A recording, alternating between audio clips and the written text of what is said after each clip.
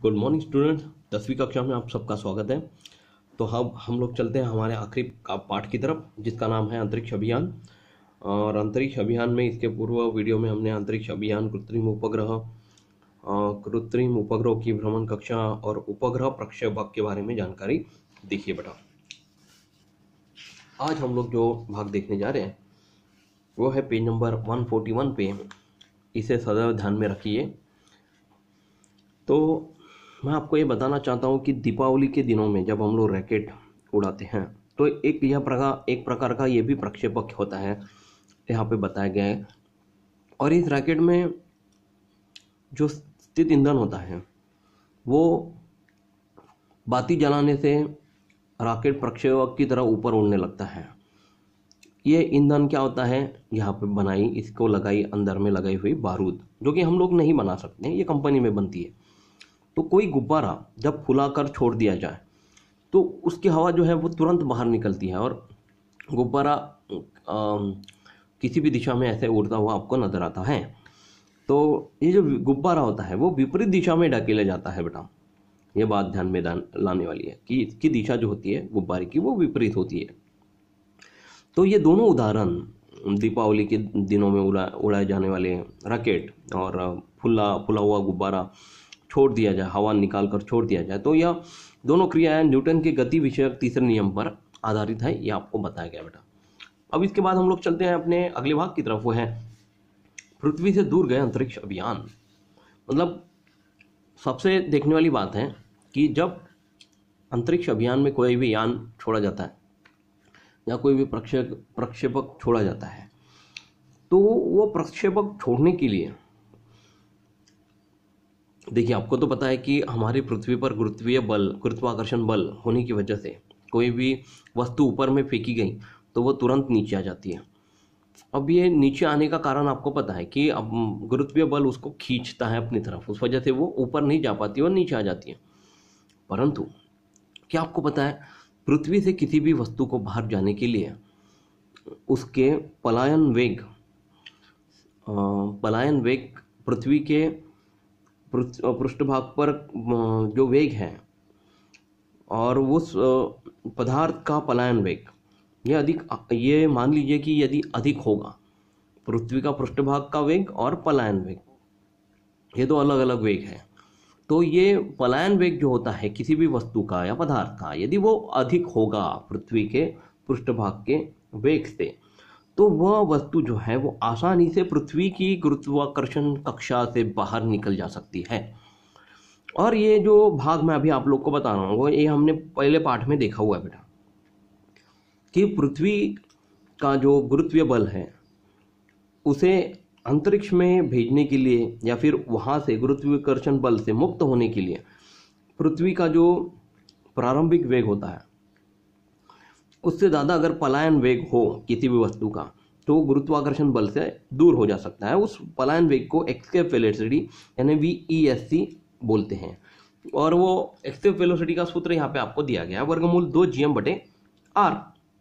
अब g, m और r ये तीनों संख्याएं आपको दी गई है। इसे याद रखने की आपको ज़रूरत तो नहीं है वैसे गणित के लिए, लेकिन अगर इसके ऊपर आपको टिप्पणी लिखो करके प्रश्न पूछा गया तो आपको ये g, m और r की संख्याएं याद करनी है और ये ध्यान पूर्वक लिखनी है बेटा। तो अधिकांश उपग्रह हमारे जीवन को अधिक समृद्ध बनाने के लिए ही उपयोग में लाए जाते हैं। अब उपग्रह जीवन में बहुत अहम भूमिका निभाते बेटा हमारे। कैसे? जैसे कि ऑनलाइन मैचेस का किसी और दो देश में हो रही होंगी, क्रिकेट मैचेस या फुटबॉल मैचेस, तो हम लोग उसे लाइव टेलीकास्ट हमारे टीवी पर देख सकते हैं। या फिर कृत्रिम उपग्रहों को द्वारा कहीं दूर देश में या सुनामी आ गई या हमारे देश में कुछ समय बाद अगर मान लीजिए कि भूकंप आने वाला हो तो ये जो है वो सैटेलाइट द्वारा तुरंत ज्ञात किया जा सकता है। हवामान का जो सैटेलाइट है उससे ज्ञात किया जा सकता है और उस जगह वाले लोगों को उस आने वाली दुर्घटना से बचाया जा सकता है, उसको चेतावनी से संचेत किया जा सकता है बेटा। तो ये सब हमारे कृत्रिम उपग्रहों का बहुत ज़्यादा अध्ययन करके हमें मिलने वाली हमारे हितकर जानकारी इस भाग में आपको दी गई है कि कृत्रिम उपग्रह जो है वहाँ पे दूरबीन की सहायता से विविध घटकों को अच्छे से देखा जा सकता है, उसकी बहुत अच्छे से जानकारी प्राप्त की जा सकती है, जैसे कि पिछली कक्षाओं में आपने इसके बारे में चर्चा की हुई है बेटा। तो इसी प्रकार कुछ अंतरिक्ष अभियान विश्व के विषय में अपने ज्ञान को बढ़ाने के लिए भी काम में आते बेटा। जैसे कि बहुत सारे जो अंतरिक्ष अभियान हैं उसमें हमारा ज्ञान बहुत इतना बढ़ गया है कि हमें अंतरिक्ष के बारे में लगभग बहुत सारी जानकारी मिल गई है। तो ऐसे अभियानों से इकट्ठा की गई जानकारी जो होती है वो हमें सौर मंडल की उत्पत्ति या उत्क्रांति को भी समझाने के लिए बहुत ज़्यादा कारगर साबित हुई है। मतलब हमें सौर मंडल की उत्पत्ति कैसी हुई होगी या उत्क्रांति कैसे हुई होगी इसके बारे में जानकारी बता चुकी है। तो ऐसे अभियानों के लिए जो अंतरिक्ष यान पृथ्वी के गुरुत्वाकर्षण बल से मुक्त होकर अंतरिक्ष में सफ़र करने के लिए छोड़ा जाता है, उसके लिए जो गुरुत्वाकर्षण बल होता है वो हम इसके पहले वाले पाठ में पढ़ चुके हैं, मतलब पहले क्रमांक के पाठ में पढ़ चुके हैं। तो गुरुत्वाकर्षण होने के लिए किसी वस्तु का प्रारंभिक वेग अर्थात पृथ्वी के पृष्ठभाग का वेग यह पृथ्वी के पलायन वेग से अधिक होना आवश्यक होता है। पृथ्वी का जो पृष्ठभाग का वेग है यह कम होना चाहिए और पृथ्वी का के पलायन वेग से क्या होना चाहिए बेटा, वही बात है यहाँ पे दी गई है कि पृथ्वी के पृष्ठभाग का वेग जो है वो पृथ्वी के पलायन वेग से अधिक होना चाहिए। और ये पलायन वेग क्या होता है, एक्सएफ वेलोसिटी, जैसे मैंने आपको बताया। तो किसी ग्रह का पलायन वेग या निम्नलिखित सूत्र से ज्ञात किया जा सकता है। तो मतलब किसी भी ग्रह का जो पलायन वेग है ये निम्नलिखित सूत्र से ज्ञात किया जा सकता है।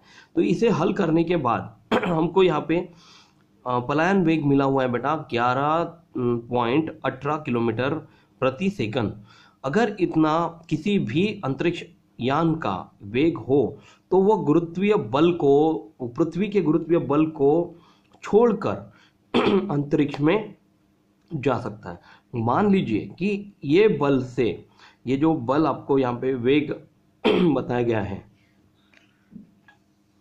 पलायन वेग आपको यहाँ पे जो बताया गया है उससे थोड़ा भी पॉइंट में भी यदि 11.2 किलोमीटर प्रति सेकंड इसको कहेंगे हम लोग, तो 11 किलोमीटर प्रति सेकंड भी अगर आपका पलायन वेग हो तो वो वस्तु ध्यान में रखिए कि वो अंतरिक्ष में जा ही नहीं सकेगी। ऊपर जाते ही तुरंत वो नीचे आ जाएगी बेटा। मतलब किसी भी वस्तु या किसी भी अभियान अंतरिक्ष यान को पृथ्वी के बाहर छोड़ने के लिए उस यान की वेग या उस यान का वेग कितना होना चाहिए बेटा, 11.2 किलोमीटर प्रति सेकंड होना चाहिए। उससे ज़्यादा हुआ तो चलता है, उससे कम नहीं होना चाहिए, क्योंकि यदि थोड़ा सा भी कम हुआ तो वो वस्तु को गुरुत्वीय बल अपनी तरफ खींच लेगा और वो वस्तु अंतरिक्ष में नहीं पहुंच पाएगी। इसलिए उस वस्तु को छोड़ने के लिए जो गुरुत्वीय बल पृथ्वी का है, जिस वेग से वो वस्तु पलायन कर पाए, वो पलायन वेग कितना होना चाहिए बेटा, 11.2 किलोमीटर प्रति सेकंड ही होना चाहिए। यदि इससे भी कम हुआ तो फिर ज्ञान नहीं जा पाएगा। तो गुरुत्वीय स्थिरांक 6.67 गुना 10 का घातांक ऋण 11 न्यूटन मीटर वर्ग किलोमीटर वर्ग प्रति किलोग्राम वर्ग है। एम यानी बड़ा एम जो दिया गया बेटा वो है ग्रह का द्रव्यमान। वो ग्रह का द्रव्यमान क्या होना चाहिए हमारा, 6 गुना 10 का घातांक 24 किलोग्राम पृथ्वी के लिए बताया गया है। हमारे पृथ्वी का द्रव्यमान है और पृथ्वी इस ग्रह की त्रिज्या 6.4 गुना 10 का घातांक 6 मीटर है। तो इन संख्याओं को यहाँ पर ये फार्मूले में रखकर जी और एम की संख्या ऊपर में रखेंगे, आर की संख्या नीचे रखेंगे। इसको हल करने के बाद आपका उत्तर आता है 11.18 गुना 10 का घातांक 3 मीटर प्रति सेकंड। अर्थात पृथ्वी के गुरुत्वाकर्षण बल से मुक्त करके कोई यान अंतरिक्ष में सफर के लिए भेजने के लिए उसके प्रक्षेपक की गति कम से कम 11.2 किलोमीटर प्रति सेकंड इतनी होनी बहुत आवश्यक है। ठीक है, अब क्या आप जानते हैं, ये इसमें बहुत अच्छी सी जानकारी आपको यहाँ पे बताई गई बेटा पेज नंबर 141 पर, कि पृथ्वी के ऊपर मतलब पृथ्वी से चंद्रमा तक प्रकाश पहुंचने में कितना समय लगता है, 1 सेकंड लगता है। या चंद्रमा से पहुंचने में कितना समय लगता है, 1 सेकंड लगता है। दोनों एक ही बात है। तो अर्थात प्रकाश के वेग से यदि यात्रा करते हैं तो हम लोग 1 सेकंड में चंद्रमा पर पहुंच सकते हैं। ऐसा कभी हुआ है कि 1 सेकंड में हम लोग चंद्रमा पर पहुंचे हैं? बिल्कुल भी नहीं, ऐसा कभी नहीं हुआ। हाँ, मन की गति से हम लोग जरूर चंद्रमा पर 1 सेकंड में जरूर पहुंच पाएंगे, परंतु अपने अंतरिक्ष यानों का वेग प्रकाश के वेग से कम होता है और प्रकाश के वेग से कम होने के कारण पहुंचने के लिए अधिक समय लगता है। मतलब देखिए, प्रकाश का वेग मतलब 1 सेकंड में हमें चंद्रमा पे पहुंचना है, इतना प्रकाश का वेग है। तो यह वेग से हम लोग कभी भी पलायन या कभी भी गमन नहीं कर सकते। तो किसी अंतरिक्ष यान को चंद्रमा तक पहुंचने के लिए अभी तक का लगा हुआ कम समय यहाँ पे बताया गया बेटा, वो है 8 घंटे 36 मिनट। इससे कम कोई भी यान चंद्रमा तक नहीं पहुंच पाया है। ठीक है, 8 घंटे 36 मिनट में ही चंद्रमा तक पहुंचने की किसी अंतरिक्ष यान की गति को आपको यहाँ पे बताया गया। तो सौर मंडल का सबसे नजदीकी घटक है चंद्रमा, इसलिए चंद्रमा के बारे में आपको यहाँ पे जानकारी बताई गई है। ये देखिए, ये पृथ्वी है और ये चंद्रमा है बेटा। इन दोनों के बीच में अंतर है 3,84,000 किलोमीटर, इन दोनों के बीच का अंतर है। ठीक है, पृथ्वी यहाँ पे इसका किलोमीटर अंतर आपको बताया गया बेटा, एक जगह से दूसरी जगह तक, वो है 12,740 किलोमीटर। और चंद्रमा पर एक जगह से दूसरी जगह तक का किलोमीटर 3,476 किलोमीटर है। यह आकृति आपको यहाँ पे बताती है। ठीक है, अब हम लोग चलते बेटा हमारे अगले पार्ट की तरफ, अगले भाग की तरफ, वो है बेटा चंद्र अभियान। जैसे कि मिशन मंगल हमने मूवी देखी होंगी, उसके बारे में नहीं बता रहा मैं, वो थोड़ी देर में हम लोग देखेंगे जरूर मिशन मंगल। लेकिन मून मिशन यानी कि चंद्र अभियान हम लोग सबसे पहले देखते थे। तो चंद्रमा यह हमारे लिए सबसे नजदीकी खगोलीय पिंड होने के कारण हमारे पृथ्वी के जो बहुत सारे जनमानस है, नासा है, बहुत सारी फिर इसरो कंपनी है, जिन्होंने अन्य अलग अलग देशों के जो अंतरिक्ष से लगी हुई जुड़ी हुई कुछ कंपनियां हैं, तो उन सबको सबसे नज़दीकी खगोलीय पिंड चंद्रमा होने की वजह से उनको चंद्रमा के लिए इतना आकर्षण था कि वो चाहते थे कि कोई ना कोई ऐसा अभियान हो कि सबसे पहले चंद्रमा पर हमारे देश का ही यात्री वहाँ पर पहुँचे। ठीक है ना, तो यहाँ पे बहुत सारे खगोलीय पिंड होने के कारण चंद्रमा पर सौरमंडल के घटकों की ओर भेजे हुए अभियानों में से सबसे पहले अंतरिक्ष अभियान चंद्रमा पर भेजने वाला अभियान हुआ।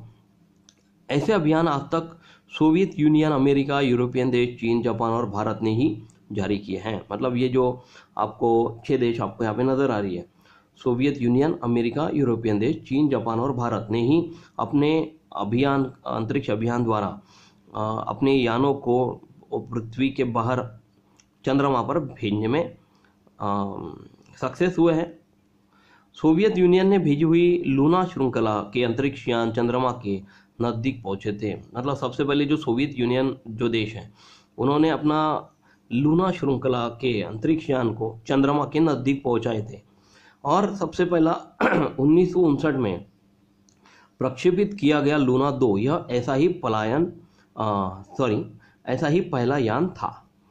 1959 में सबसे पहले सोवियत यूनियन ने भेजा हुआ पहला लूना 2 करके एक यान भेजा गया था चंद्रमा पर। इसके पश्चात 1976 तक भेजे गए 15 यानों ने चंद्रमा का रासायनिक विश्लेषण और उसका गुरुत्व, घनत्व, चंद्रमा से निकलने वाले प्रारणों का मापन किया। मतलब देखिए, 1959 से 1976 तक कितने यान भेजे गए? 15 यान भेजे गए। और उस वजह से अन्य अलग अलग देशों ने ये 15 यान भेजे।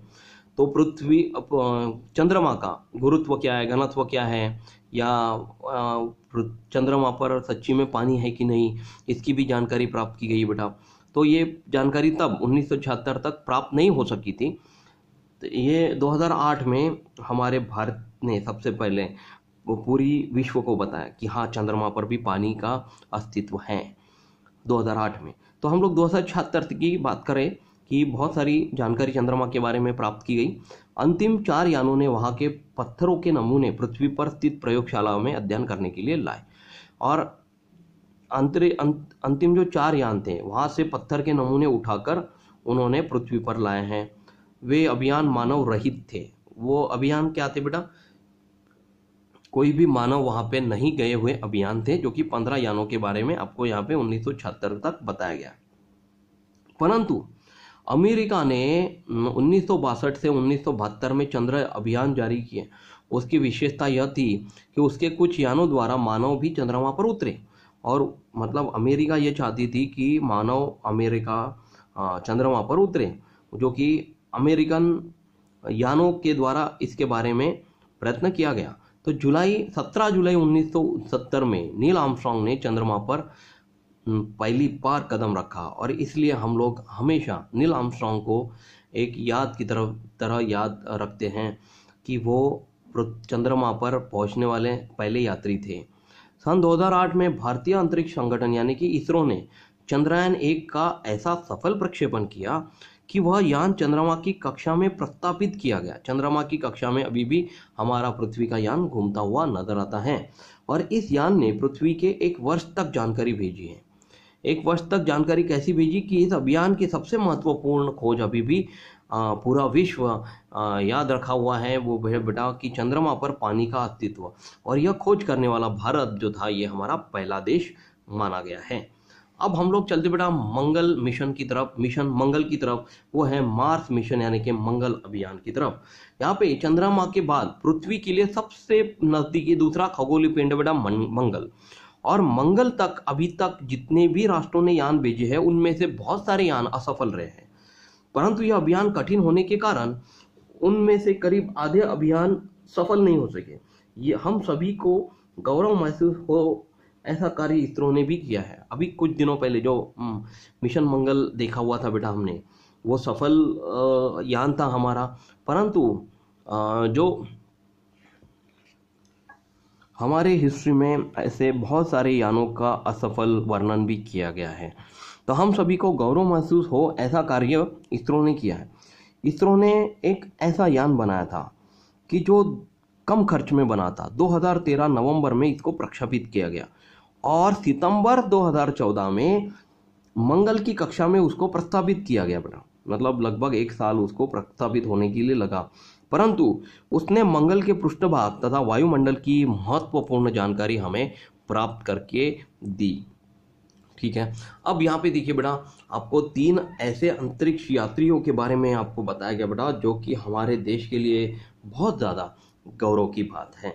जैसे राकेश शर्मा को आप जानते हैं, कल्पना चावला को भी आप जानते हैं, और सुनीता विलियम्स को भी आप जानते हैं। राकेश शर्मा जो थे वो अंतरिक्ष में 8 दिन तक रहे, और वो अंतरिक्ष में जाने वाले हमारे पहले भारतीय थे। भारत और रशिया जब दोनों संयुक्त अंतरिक्ष कार्यक्रम के अंतर्गत जो अंतरिक्ष यान भेजने वाले थे, उस यान में 2 रशियन अंतरिक्ष अनुसंधानकर्ताओं के साथ अंतरिक्ष में उड़ान करने वाले हमारे पहले अंतरिक्ष यात्री थे बेटा राकेश शर्मा। और वो उसके बाद आते हैं बेटा हमारे दूसरे अंतरिक्ष यात्री की तरफ, वो है कल्पना चावला। कल्पना चावला पंजाब के कल्पना चावला जो हैं वो उनका दुर्दैवी निधन हो गया था बेटा आते समय अंतरिक्ष यान से।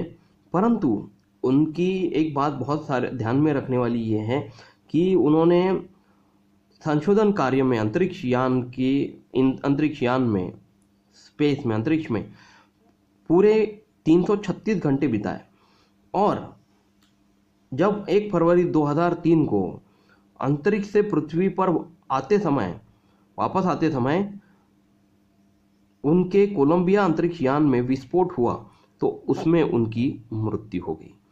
परंतु उनके बारे में अभी भी देश और हमेशा देश उनको श्रद्धांजलि अर्पित करता रहेगा, और हमेशा उनको हमारे कमलों में स्थित कमलों में अच्छी जगह हम लोग उनको देने वाले हैं, क्योंकि बहुत ही सुंदर उन्होंने कार्य किया था हमारे भारत देश के लिए।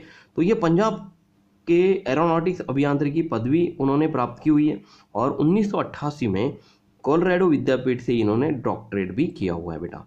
अब हम लोग चलते हैं हमारे तीसरे और महत्वपूर्ण अंतरिक्ष यात्री की तरफ, वो है सुनीता विलियम्स, जो कि 2006 में डिस्कवरी से प्रथम अंतरिक्ष इंटरनेशनल स्पेस स्टेशन का सफ़र इन्होंने किया।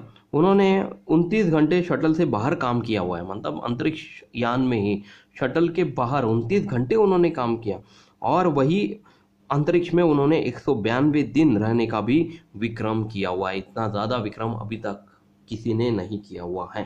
ठीक है बेटा, तो जो भी जानकारी आज मैंने आपको बताई है वो जानकारी अच्छे से पढ़ के रखिए, इसके ऊपर इसे पढ़िए, इसे याद रखिए, और इसके आधार पर प्रश्नोत्तर आपको अगर पूछे जाते हैं तो आपको उसको लिखना आना चाहिए। अगले वीडियो में हम लोग इसके सामने का भाग जो है वो अन्य ग्रहों के अभियान और हमारा आखिरी भाग जो बचा हुआ है वो हम लोग पूर्ण करेंगे, और इसके बाद हमारे प्रश्नोत्तर यहाँ पे शुरू हो जाते हैं। तो प्रश्नोत्तर ढूंढ के रखिए स्टूडेंट, और तब तक अपना ख्याल रखिए। Thank you class, take care, bye.